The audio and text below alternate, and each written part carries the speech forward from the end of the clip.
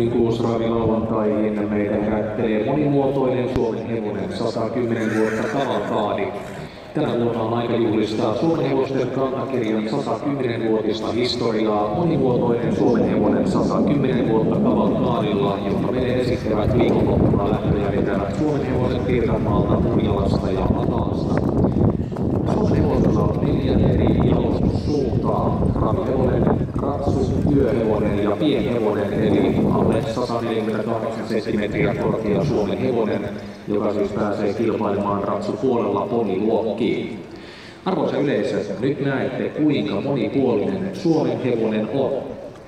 Tänään nähtävien suuntauksien lisäksi Suomen hevosta käytetään runsaasti myös ratsastuksen eri lajeissa, niin koulu-, este- ja kenttäratsastuksessa sekä matkaratsastuksessa ja myös vammaisratsastuksessa sekä westernissä. Suomen hevonen on erittäin luotettava ja kestävä työkaveri ratsastuskouluissa sekä erilaisissa terapiamuodoissa. Tänään meidän ensimmäisenä esiintyy tämän koko kuninkuusravitapahtuman teeman mukainen ravihevonen. Ori Hannu Pekku, joka omistaa Vanha Tuula Tupa, esittäjänä Sailia, ja Ori Hannu Pekku on myös kasvattanut Vanha Tuulen Tupa. Hannu Pekun isä on Palle Pekku, emä Pia Pimu ja emän isä on Teme. Hannu Pekkua treenataan tavoitteellisesti niin ravi kuin ratsuuraa silmällä pitäen. Aika näyttää, mikä Orin varsinainen laji tulee olemaan.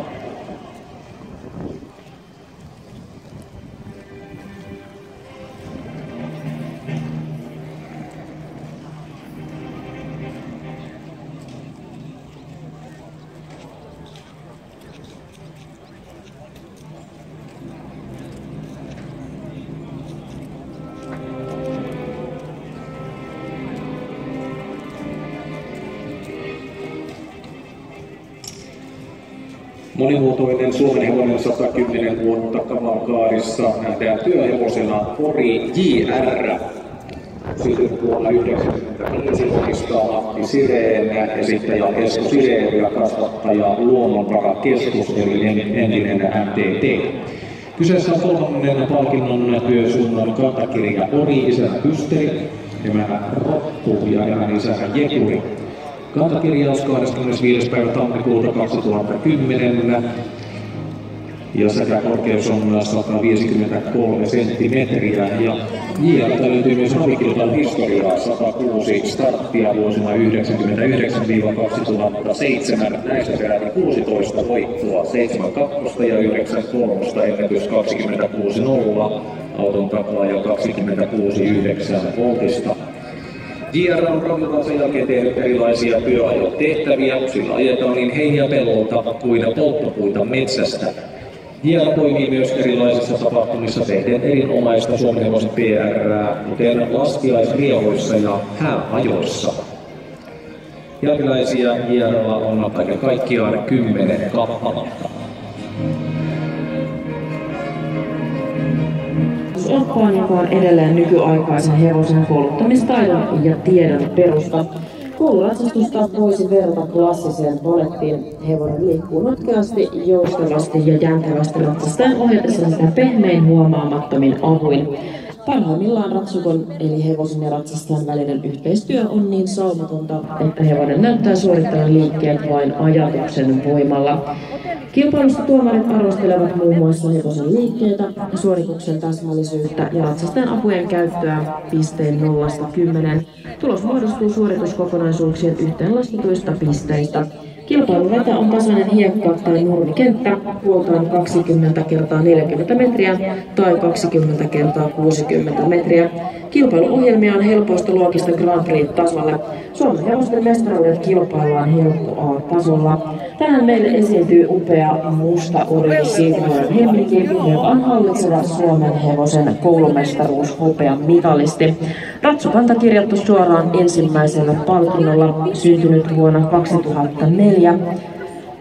Silvolan Helmingin isä on ratsuna ykköspalkittu Karl Helming, emän toisella palkinnolla ratsusuunnalle kantakirjoittu Vekseliini ja emän isä ravilegenda Vekseli. Silvolan Helmingin kasvattaja on Jari Silvo, omistaja Martti Kantola.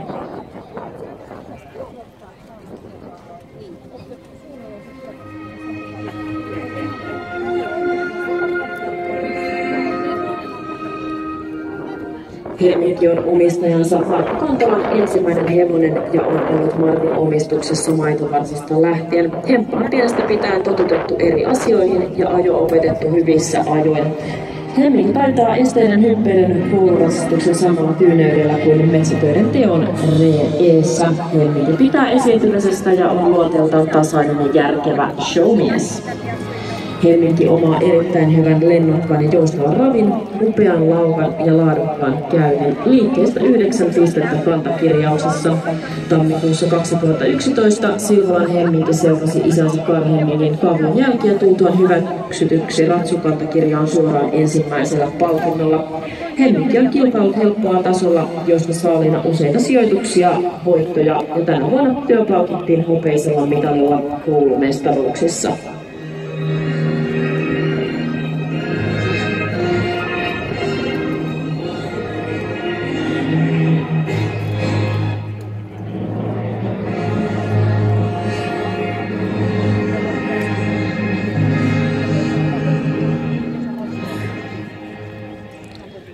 Seuraavana sitten edessämme esiintyy valjakkohevonen.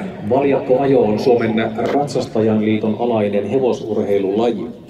Lajissa kilpaillaan ajaen yhden tai useamman hevosen tai ponin valjakoilla. Valjakkoajoon tarvitaan hevosen lisäksi valjaat vaunut, ajuri sekä groomi eli vaunuavustaja. Suomen hevoset ovat menestyneet erinomaisesti avoimissa sarjoissa aivan kansainvälisissä kilpailuissa ja merkittävämpänä saavutuksena jopa MM-mitalli vuonna 2022 Ranskan Contiista. Tuolla tuli joukkue hopeatamma Jehun piimanna tuomana kuskina toimi Heidi Sinda. Valjakkoajokilpailut ovat 2- tai 3-päiväiset koostuen koulukokeesta, kestävyyskokeesta ja tarkkuuskokeesta. 3-päiväisissä kisoissa aloitetaan koulukokeella, toisena päivänä on kestävyyskoe ja 3. päivänä on viimeinen osakoe eli tarkkuus. Suomen hevosten mestaruus kilpaillaan helppo A-tasolla. Ja tässä edessämme on tamma Piian Pimu, omistaja ja kasvattaja sekä esittäjä Pia Liitia, isänä on Teme.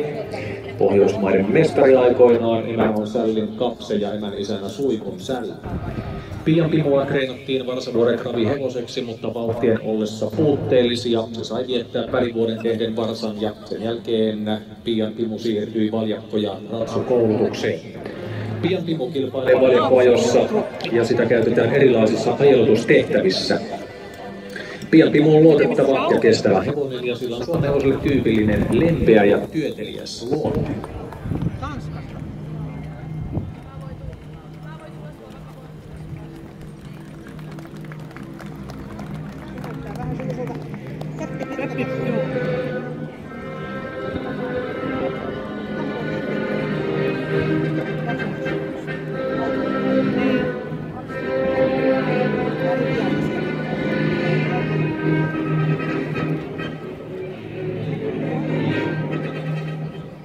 Seuraavaksi meille esiintyy vikellyshevonen. Vikellys on voimistelua laukkaavan hevosen selässä. Sitä harrastettiin jo antiikin aikana sirkuksissa. Vikellys oli myös ratsuväessä käytetty koulutusmuoto, jonka avulla kehitettiin ratsastajan tasapainoa ja kykyä seurata hevosen liikkeitä. 1980-luvulla lajista tuli lasten ja nuorten urheilulaji Suomessa. Tänä päivänä vikellys on erinomainen lasten ja nuorten harrastus. Lajissa on mahdollista myös kilpailla. Vikellystä harjoitellaan sekä hevosen kanssa että myös ilman hevosta. Jokaisen vikeltäjän väsymätön harjoitushevonen on niin sanottu vikellyspukki, jolla voi kokeilla uusia liikkeitä ja hioa vanhoja taitoja. Hevosena tässä on Hessin Odessa, joka on syntynyt vuonna 2009. Hessin Odessan omistaa Mira Hiltunen, esittäjä Mikael Sinda, juoksuttaja Heidi Sinda ja Hessin Odessan kasvattaja on Heidi Sinda. Hessin Odessan isä on Musta Magia, emä Nyytin Lauha ja emän isä Poika Siro. Hessin Odessa on 8-vuotias suomenhevostamma, jonka kasvattaja on Heili Sinda ja omistaja ihan maidonvarsasta asti ollut Mira Hiltunen. Odessa on osoitus suomenhevosen monipuolisuudesta. Nuorissa on kilpailut paljon ajossa ja muun muassa 2015 voitti koko Suomen valtakunnallisen aluerankingin hevosten osalta.